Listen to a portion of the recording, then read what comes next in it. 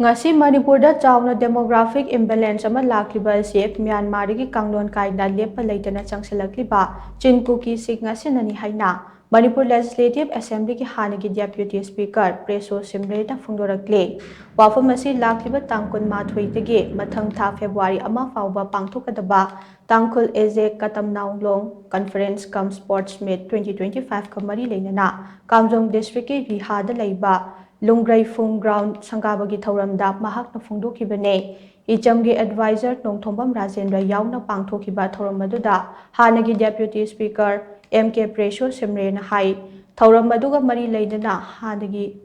Deputy Speaker MK Preshow na hai Ngasi Manipur yamna chaona demographic imbalance ama Laklibasi Myanmar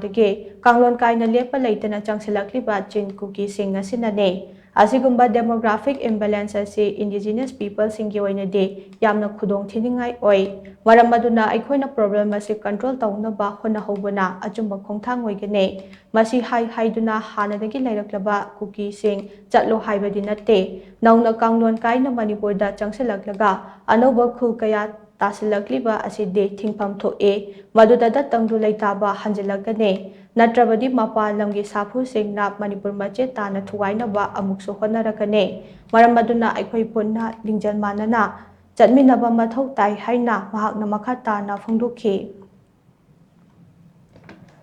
Ilera school se center of excellence karigino Masida di time su tambigini, culture su tambigini, lyrics su tambigini, sports su tambigini. Masimak ni, mayam na pam na risi. Ujaha su, apa tu berkini,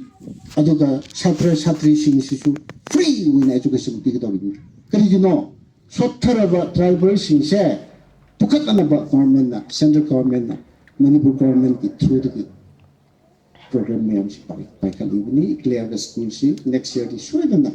Aku honorable MLA lagi ko mana su kan initiative hukala kami honorable CM su maten pirakana sumbari ha kun sida government focus story aduna kun sing su assign hai kun na cooperation piraka aku leaders in the kan project to piraka aku apa mapandam do pana na to se habisi ai na develop na sumen sing jani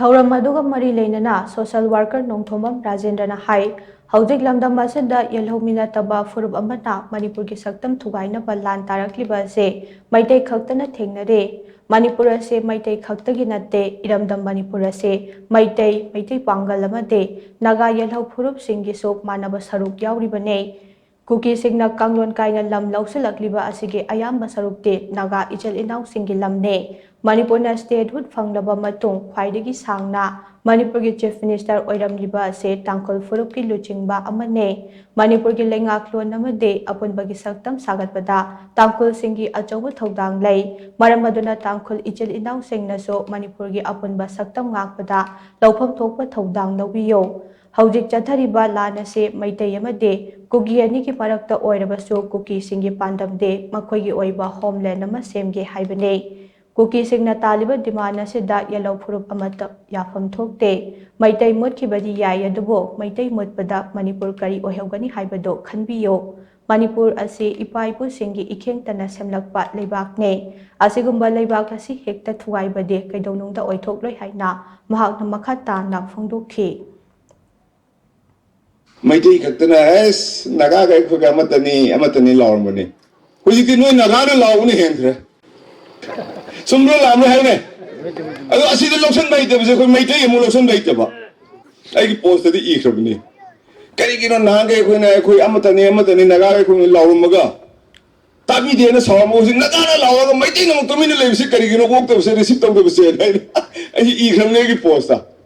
ko adu matam ko sangni khoi adu makhoi khari yawi haiduna